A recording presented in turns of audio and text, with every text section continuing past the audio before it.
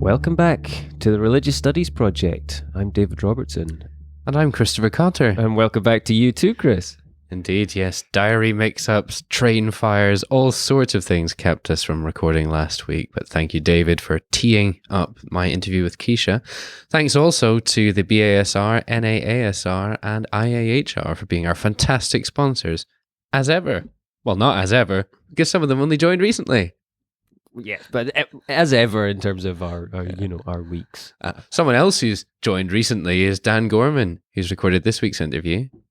So big shout out to Dan. Welcome to the team. You've done a few interviews for us now that the listeners haven't yet heard. So we're looking forward to drip feeding those out to you over the coming weeks.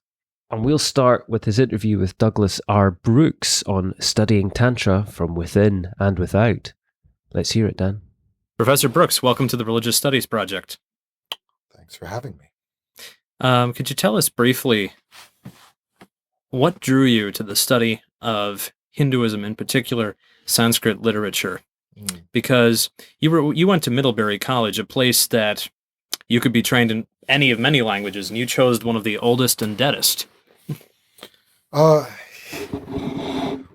didn't so much choose Sanskrit as Sanskrit chose me. And the same quickly followed up in the study of Tamil and other Indian languages. So I suppose it traces back to my interest in history in the ancient world and specifically in religion. I wasn't raised in a religious family, and I think that that's always been an advantage to me in a certain way. I didn't have to undo a great deal, but I made myself religious as a child of my own accord. So I suppose that's itself a kind of peculiar character feature. I mean, what kind of a kid asks to go to church when his parents are not churchgoers at all? Anyway, I got over that, and that being itself its own story. And then when I got to mid, I was just interested in history and the classics, and particularly philosophy and political science and religion. Religion always struck me as still the subject that let you study all other subjects. So I suppose that was the real hook for me. You could be interested in language, politics, art, music, linguistics. Everything in the study of religion just lets you study culture, lets you study history, all of the subjects. And I still think that as an undergraduate teacher, I think this is the department of the humanities. And I think that that's a fair assessment. So and you can still, in that way, India provided a perfect example, if only because everything about the Hindus creates a history and a literature and a politics and the rest of it.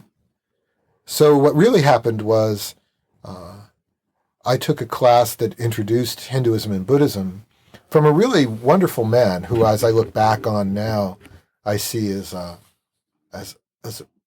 very thorough scholar for a fellow who didn't have the languages, who by my own standards today would be a well-meaning amateur in the sense of not having direct access.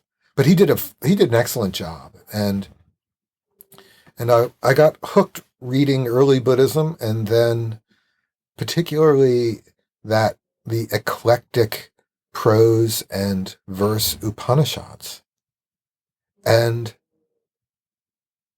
the literature just captivated me for its beauty and for its insight and for its cultural complexity and its depth. And I said to myself at 18 years old, if this is this interesting in these wooden, unreadable translations, how much better would it be if you could go after the real thing? I suppose I'm curious about access, because I'm thinking of the University of Chicago's publication now of the Bhagavad Gita, or excuse me, the Mahabharata in English. They're still not done with it. So how much material was available when you were... Nobody wants to do it. So how much was available in the 1970s before computers? Well, there was this amazing emergence of indology at the end of the 19th century. And there are astonishing scholars of that era whose work we continue to rely on. Maurice Bloomfield, Wilhelm Kaland, the material available in German and French and the early English scholarship is astonishing degrees of erudition. Just don't even know how these guys learned that much about everything. They had their own issues of colonialism and sexism and their own parochialisms that came out of the era in which they first emerged. But the 19th century provided an enormous wellspring of philology and scholarship and commitment, very serious people.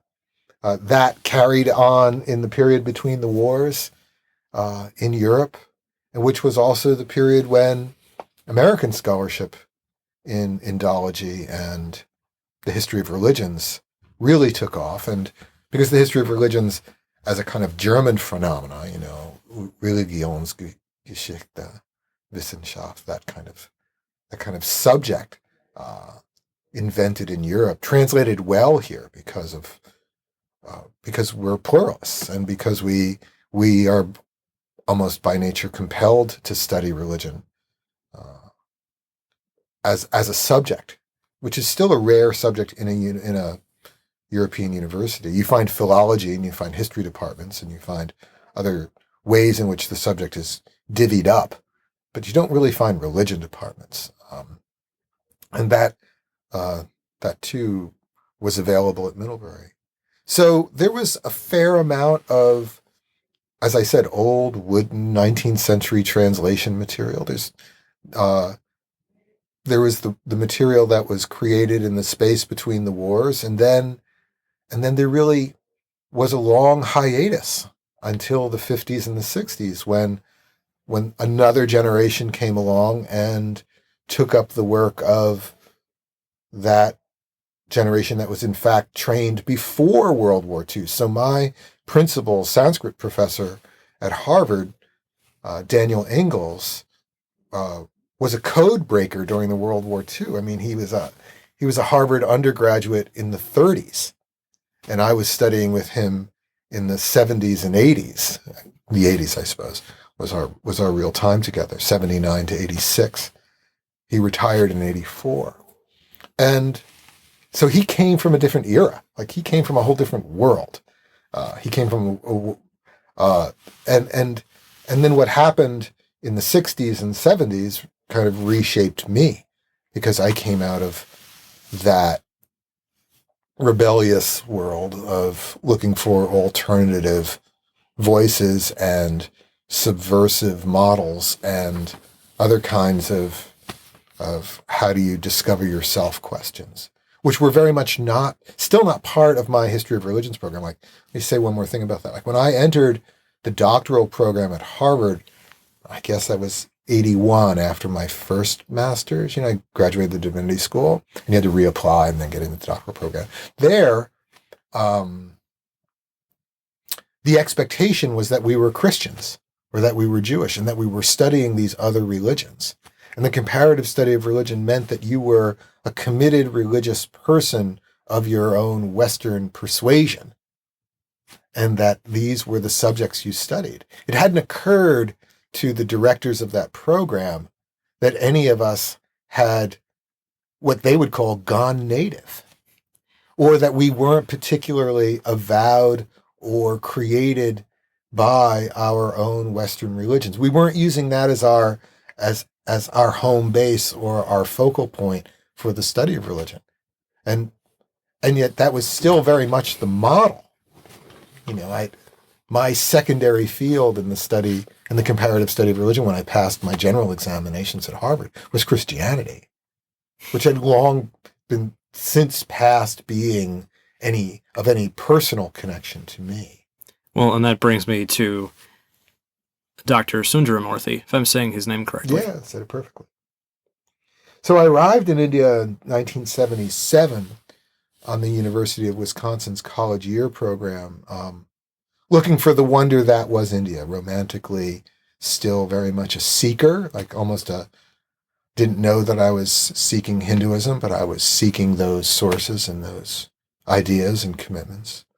And before I met Dr. Sundaramoorthy, I tumbled down that flight of stairs that makes you realize that you missed everything, like that this was over, that the wonder that I had romanticized and created this ancient India, and I had kind of worked through this vision of what I thought it would be or could be, and I arrived there, and it was 1977, and from the standpoint of that romanticized vision, that party was over.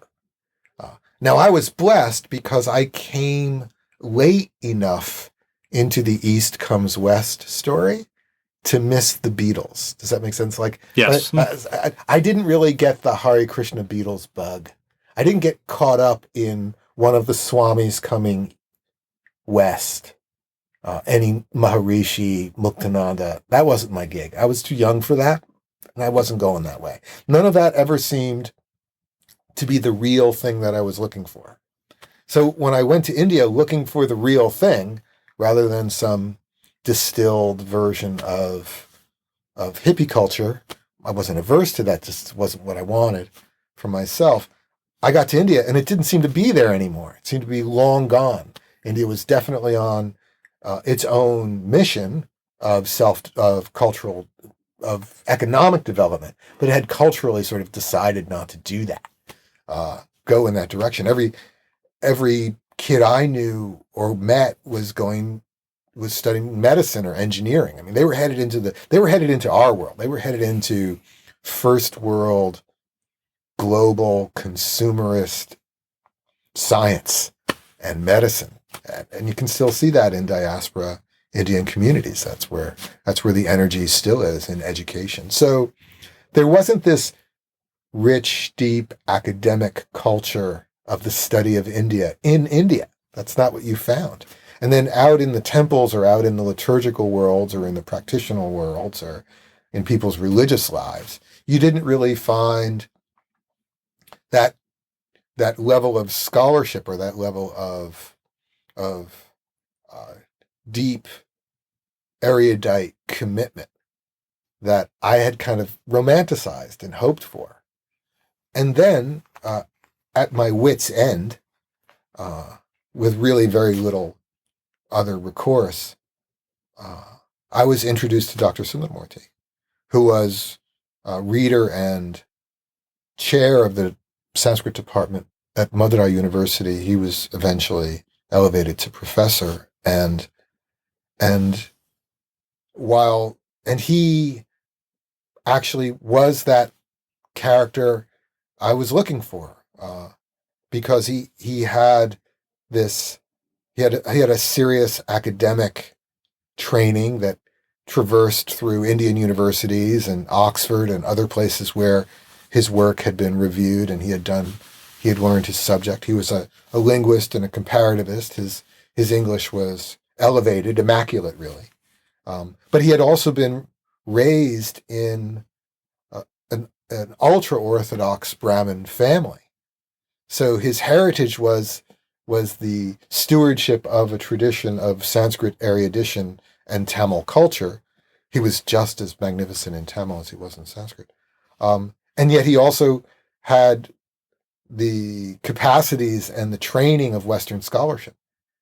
So, and meeting him was, again, just pretty much serendipity. Like, I walked in and met the right guy at the right time.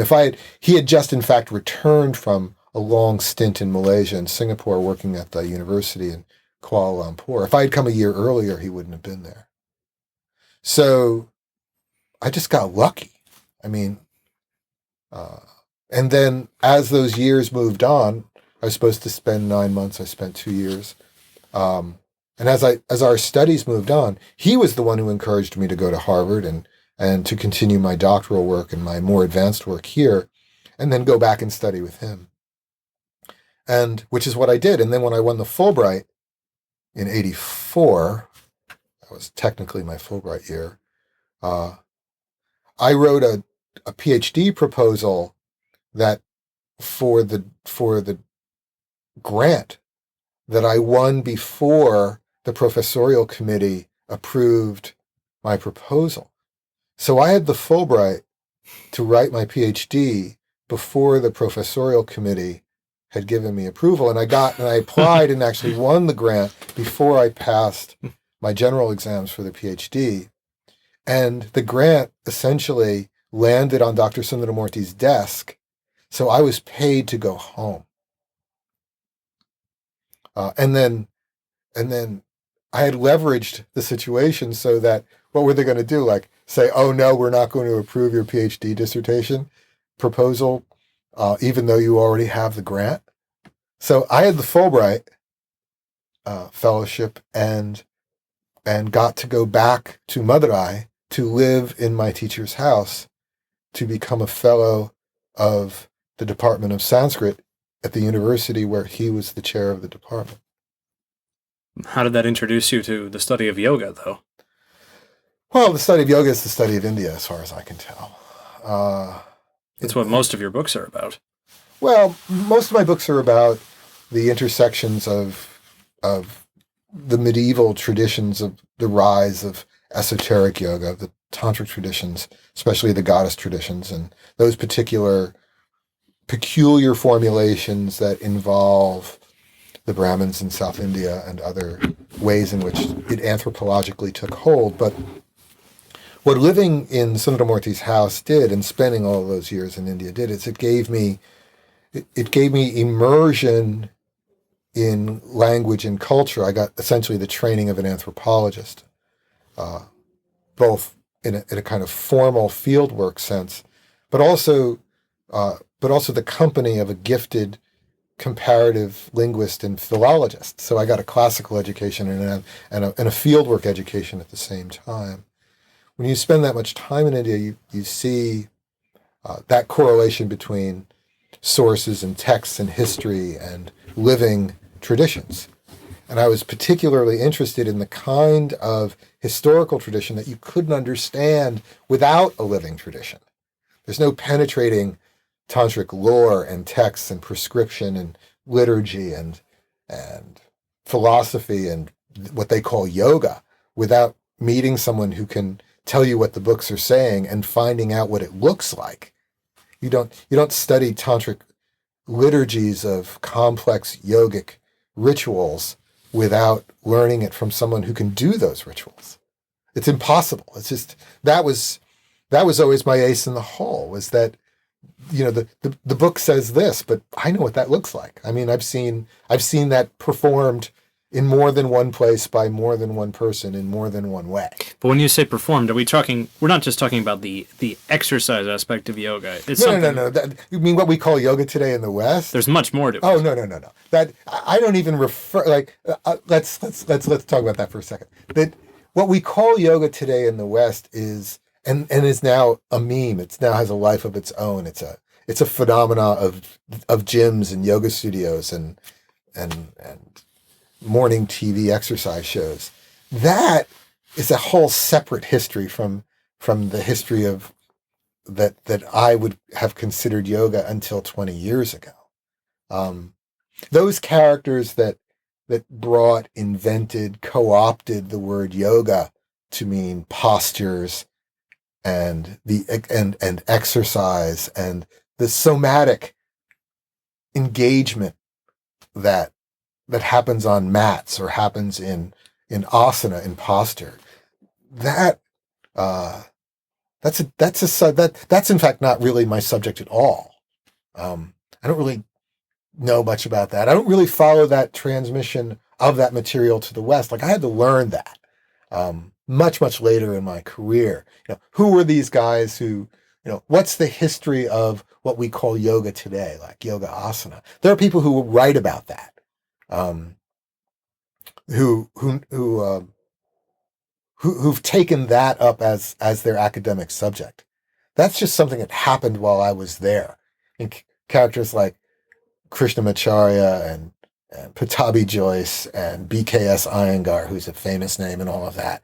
Those guys were largely still in Pune or in Madras when I was studying in India. Then they kind of brought their stuff to the West. And then you get people like John Friend and all John these Friend and Rodney Yee and Francois Raoul. These were all guys who studied with Iyengar in Pune. They're in Pune, doing asana yoga with Iyengar. When I was in Madurai studying Tantra and learning Sanskrit and speaking Tamil, we had nothing to do with it. Like that world had nothing to do with my world. So in your world, what is yoga? Yoga was the practical esoteric methodologies of applied religion. If yoga meant engagement, it meant application, it meant method, and in that sense, it meant the study of how to take ideas, values, insights, claims, and apply them somatically, cognitively, emotionally, how to put them into action or into your life. That would apply to ritual, to study, to mythology, to esoteric practices. That's what yoga was. Yoga is the application of this visionary, philosophical, religiously encoded symbolic world into practice. And the practice would be somatic and cognitive and ethical and practical in terms of living your life. And most of that was learned textually, contemplatively, and ritually. And there is you mentioned earlier pluralism. What you're describing to me with different ways of living, there is a pluralistic component there. Well, because yoga means application, there were Buddhist yogas and Hindu yogas and Jain yogas and Sikh yogas. Everybody's using the word, and they're all, in effect, using the word in some sense to mean this is what we do and this is how we do it.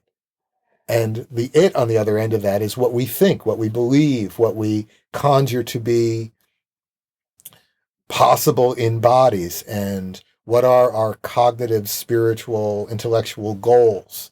How do we organize our lives? What's the practical implications of if we have these stories and rituals and practices, how does that then change our everyday life? How do we live? How do we go about our ordinary lives, our moral lives, our intellectual lives? That was what. So yoga applied in every religion in India. It was just the word people used for method, application, how we do what we do, how we engage, how we connect. And yet you spend a significant amount of time now doing public engagement with people who may not know the scholarly issues you and I have been discussing. Oh, no, none of it. The vast majority of people who are sort of my weekend job are people who got introduced to yoga simply as asana. Now that's changing too, because over the last 15 years of that, I would say 20 years ago, yoga was nowhere near the sort of simple mainstream place it factors into our kind of contemporary society. I mean, I call it aisle 11A now. When you go to the Wegmans grocery store in Rochester, yoga is in aisle 11A. It's like outdoor goods, seasonal, yoga. So how much more mainstream can you get? It's not even in the gym, it's in the grocery store, right? So most of the people I meet who do yoga came in through that way. They came in through a yoga studio or a gym practicing asana. What happened 15 or 20 years ago is that same nascent crew, which was far from the mainstream, was still interested in things Indian. They were still interested in that old sense of all the meanings of the word yoga. Now, they had no clue what that was about. And that's how I got involved. They were just curious. We do yoga. What's that? Well, Niagara Falls. Like now that's going to come tumbling over in volumes of history and curiosities expressed in sources and texts and ideas. And somehow there's still some small segment of that population that still asks me that question. And their rooms are full, such as it is, with people for whom yoga is just their asana practice. Like it's just, and that asana practice creates this surrogate community that often substitutes in our fragmented, secularized, less religious, less institutional world for the kinds of communities that even my parents' generation associated with the church or the Rotary Club or the Boy Scouts or the Book of the Month Club, or people go to yoga studios and since we don't have those other kinds of institutional pre-created structures for us, you went to the church or your father was a Mason or something, they go there now. And so yoga studios and these sorts of environments are not only places where they get their asana practices, which they're still principally interested in, it's where they meet their friends. It's where they meet like-minded people. And then they all say, well, what's yoga? And then some bright light says, well, we could have an event. We could ask somebody who knows about that. Professor Brooks, we're basically out of time, but if you could say briefly, you've mentioned your public work. What is your new scholarly project, if you have one? Oh, yeah. So I've parlayed the two together because I've always thought that the vanity and sort of self-perpetuation of scholarship at a certain level is just more and more of itself. It really does very little good for the world in a certain way. So, and I came from an environment where we wanted to do something in the world. We wanted to build schools. We wanted to help people.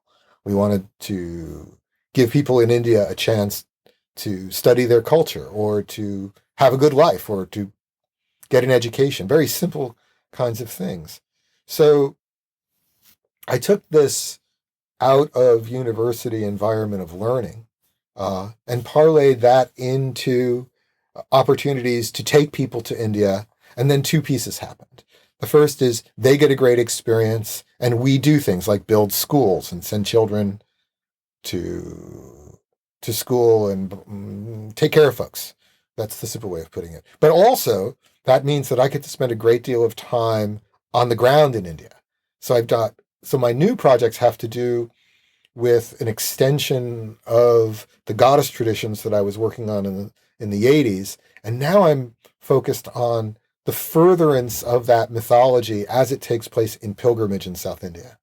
So there are these whole seasons of tens of thousands of people on the road, especially in Tamil Nadu, who are going to Shiva temples and Ganesha temples and Muruga temples, and then to this character named Ayappa.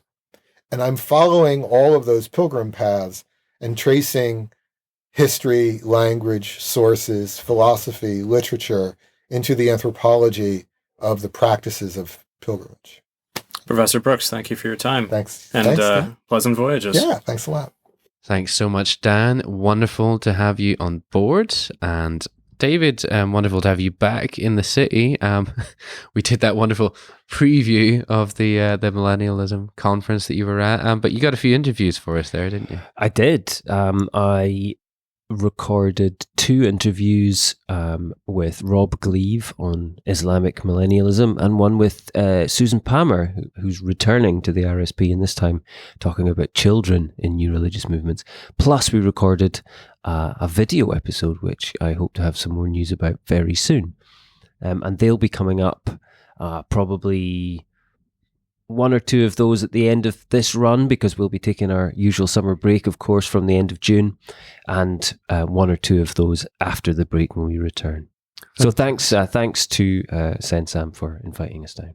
Yeah, excellent. And we've got quite a few written responses to this week's podcast coming up. So do check in over the coming days for those. Again, as we said at the beginning, we'll try and drip feed those out to you just to keep you returning back to the podcast over the coming days. As ever, don't forget about our amazon.co.uk.com.ca links, and to follow us on Facebook, Twitter, iTunes, Google+, YouTube, and then this new thing that we've got, Patreon. It's a thing where you can give us money and stuff because we're awesome and we've been doing this for free forever. and it'll help us be even better for even longer. Absolutely. It's going to fund a few specific things like having transcriptions of every episode, which we've been doing actually for the last few months. Yeah. They're running about a week behind at the moment, but as of next, when we come back in September, we're aiming to have the transcription of every episode up with the episode as it goes out on Monday. And we need your support to do that through Patreon. But if we get enough money to do that, then there's other things we can do. We can help support Chris and I to continue doing this work, which we've, as he said, been doing free for 5 or 6 years now. And we want to keep doing it. But the bigger and more complex this project gets, the more demands there are on our time. Exactly. And, and the bigger the demands on our time in other areas get, the more difficult it is to squeeze the time into your diary for the RSP. Yeah, and the bigger my children get, the more food they're eating as well. So I was happy to survive on plain rice, but they're less so. Yeah. So it's patreon.com/Project RS, and we would appreciate it and thank you warmly if you have already done so or are considering doing so. Now, next week, there's an interview that David recorded with James Capallo of University College Cork, and it's about minority religions in the secret police archives. So that sounds quite an exciting interview. It is an exciting interview. So do join us next week for that. Thanks for listening.